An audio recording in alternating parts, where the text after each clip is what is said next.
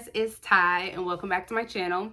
So today my main review is going to be about The Daughter of Dr. Moreau. But before we get to that, I wanted to do a review over the source material, which is The Island of Dr. Moreau by H.G. Wells. But I did want to also review another book that I found. So after I found out that The Daughter of Dr. Moreau was coming out this year, I was like, okay, it's time for me to finally get to the source material, which is The Island of Dr. Moreau. And so I had went to Barnes & Noble's randomly, as I always do, and I had randomly seen another book that was about Dr. Moreau. I had never seen anybody talk about it, never seen anybody mention it, and it's called The City of Dr. Moreau. So I was like, okay, now I have two books to try to read before the release of The Daughter of Dr. Moreau. So I'm going to talk about those two books first, and then we'll get into the review for The Daughter of Dr. Moreau. So we'll start with those, and we'll go ahead and get started. First up, we have The Island of Dr. Moreau, and this is by H.G. Wells. This was published all the way back in 1986. This is supposed to be an adult science fiction novel, and this follows our main character by the name of Edward Prendick, and he was actually on a boat, and something happened to the boat while he was out on the water, and he ended up getting like stranded. Another boat came by him and ended up picking him up. While he's on this boat, he ended up noticing that there was like a lot of wild animals that were caged up, and he actually ended up getting hurt while he was out on the water. And this man by the name of Montgomery kind of like helped patch him back together. And so he didn't necessarily have anywhere to go. So when the boat docked on this island, he ended up getting off with Montgomery and all of these wild animals. And while he was on this island, he started to notice that a lot of the animals that were already on the island kind of look like humans, but also kind of look like animals. And he was kind of wondering what the heck was going on. And so eventually he came across this doctor by the name of Dr. Moreau. He was already kind of somewhat familiar with this doctor from what he had heard going around. He kind of knew that this doctor was kind of somewhat, maybe crazy is not the word, but something wasn't right with this doctor. And so come to find out, this doctor was taking these animals and giving them the form of humans. Edward kind of named these animal creature things the Beast People. He had like a lot of different names for these creatures throughout the book, which I kind of thought was hilarious. So basically we're just following Edward as he is living on this island with Dr. Moreau, Dr. Moreau's assistant Montgomery, and these human animal creature things.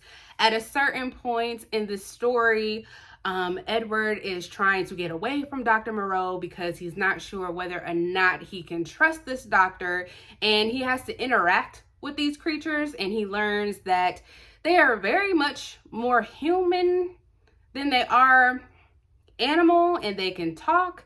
They have their own set of laws, and he kind of for a little bit lives among these creatures. And so we're just following Edward as he is living amongst these human / creature beings. And at a certain point in this book, all hell breaks loose, and it's human / creature beast thing against the actual humans. And so that's essentially what The Island of Dr. Moreau is about. I ended up rating this one a 3 stars. I enjoyed it. It's a fairly short read. It's really quick and fast-paced and to the point, which I really enjoyed. My only thing that I did not like about this, and it's going to be really weird for me to say because as someone that's really getting into like science fiction, I'm someone who I don't necessarily like the sciencey part of science fiction, but this is like one of those stories where I wish we got more of the sciencey part of the story. Like we kind of got some of Dr. Moreau's reasoning of why he was doing what he was doing with these animal human creature things, but we didn't get like the how he was doing it. And that's kind of what I wanted from this. I wanted to know how you were making these creatures. And I kind of feel like maybe if this was a little bit longer, because it's definitely less than, it's just like under 200 pages. If we could have got more than 200 pages, we could have got a lot of explanation of how the heck you are making these creatures. That would have been so interesting.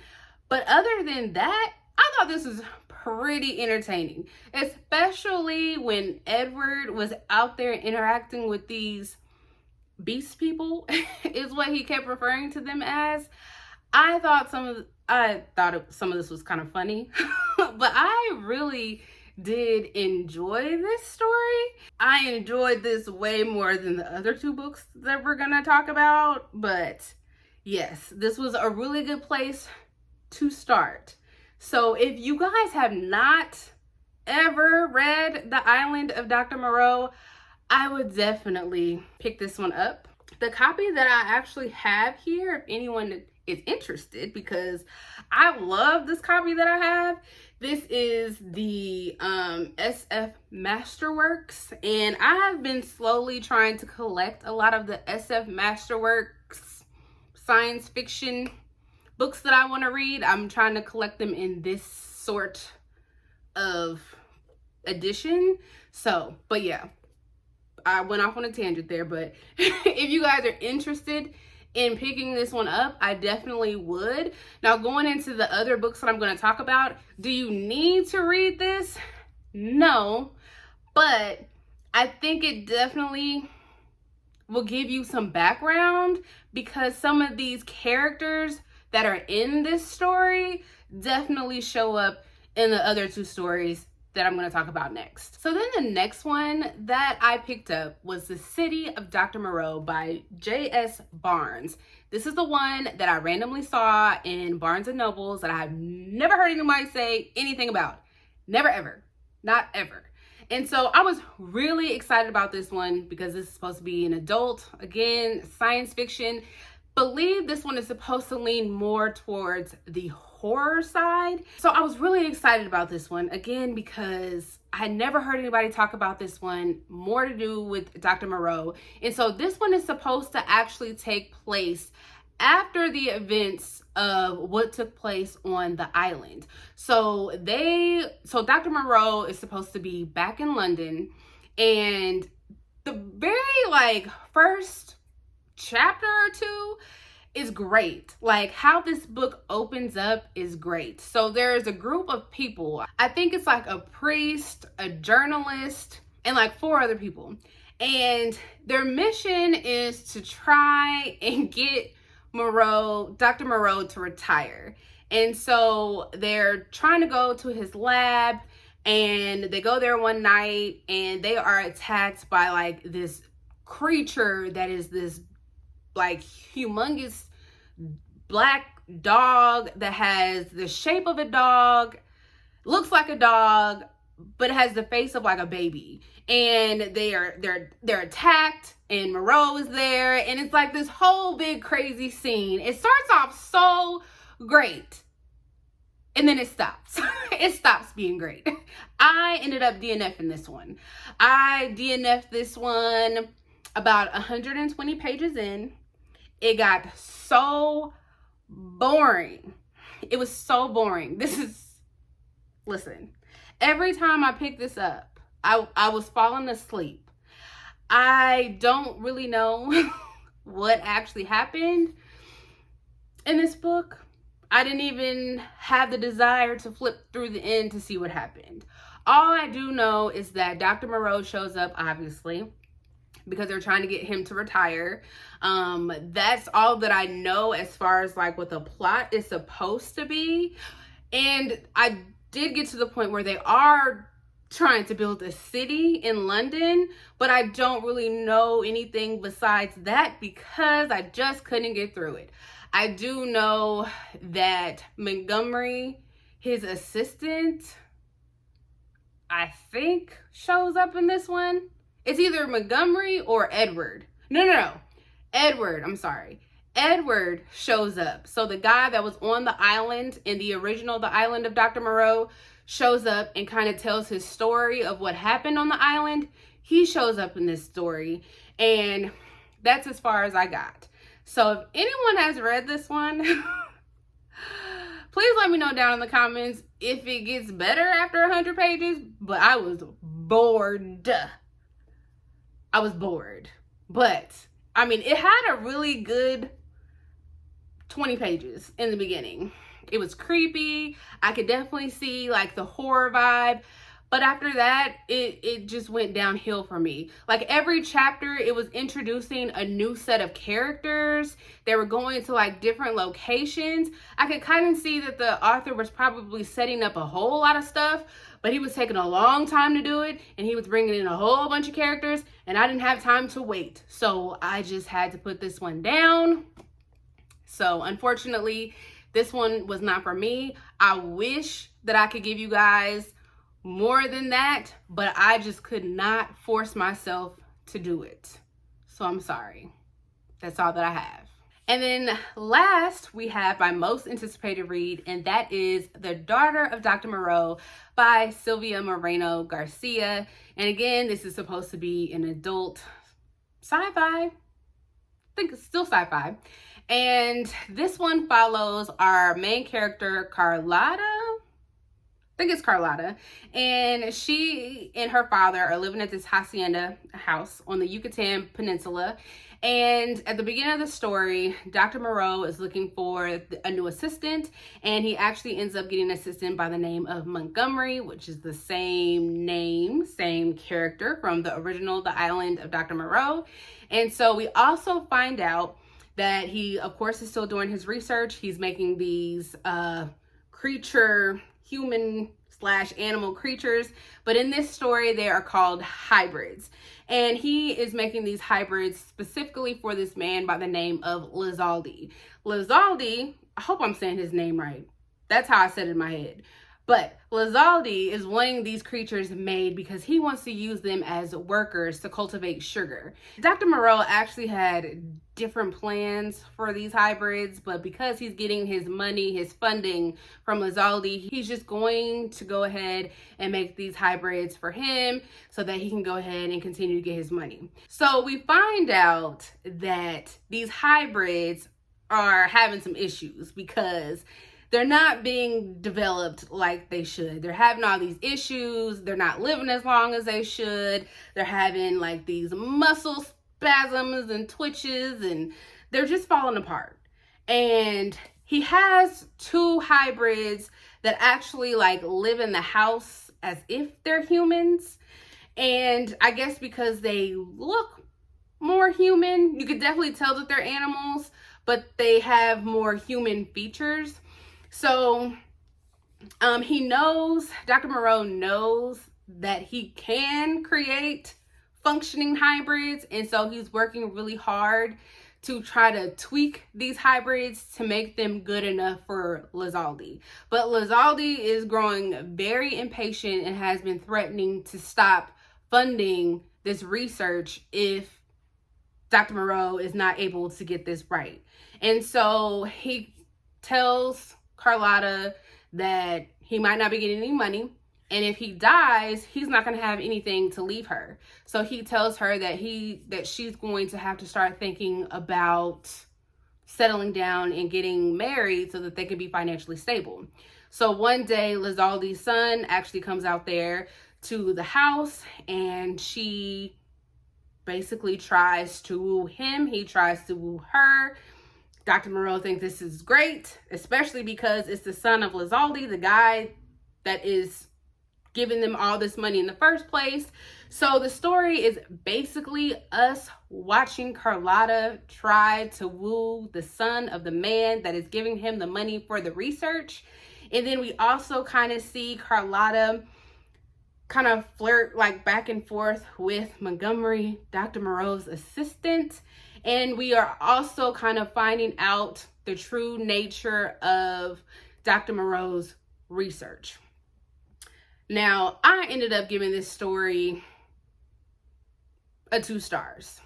I thought this was extremely boring. There were so many times I wanted to DNF this story.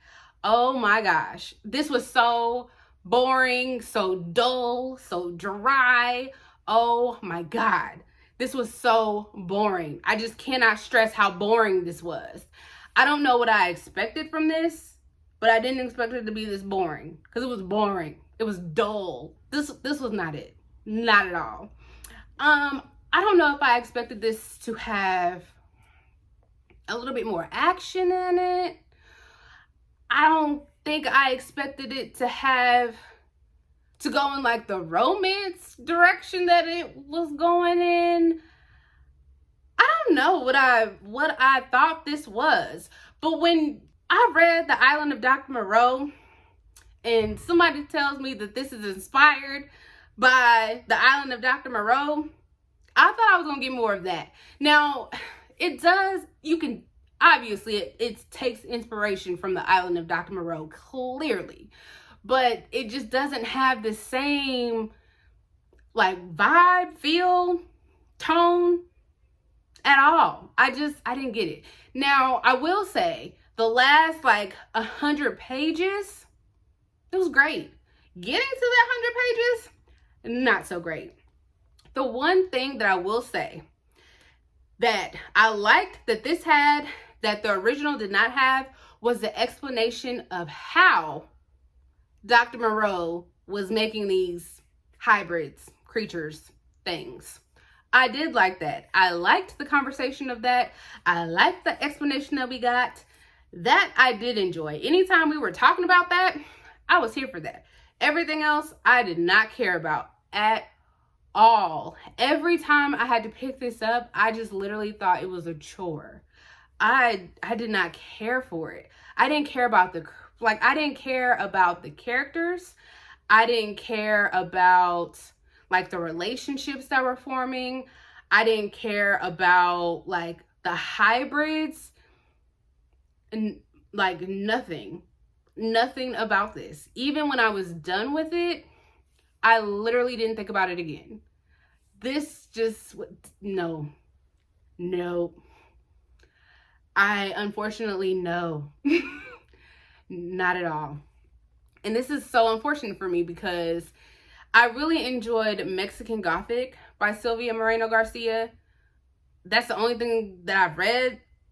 The only other thing that I've read by this author. So I don't like have anything else to compare her, like other works to compare this to, but this, no, I didn't like it. I didn't actually think that this video was going to see the light of day because after I DNF'd the city of Dr. Moreau, I didn't really think that I was going to enjoy the daughter of Dr. Moreau because I've been seeing some reviews on Goodreads. It kind of seems like you're either going to really like that book or you're going to really hate the book.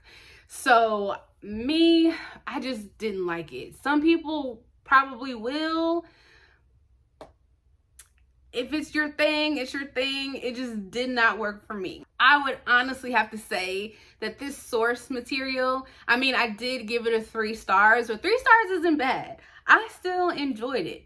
I still thought about it after I got done reading it. I really like this book. So I would just have to say, sometimes I wish, people would just leave the source material alone. We didn't need a remix of this. We didn't. I don't know who asked for it. I didn't. But, to each his own. You guys might really enjoy that one. I didn't. Well, that is all that I have for you guys today. And I will see you guys next time. Bye.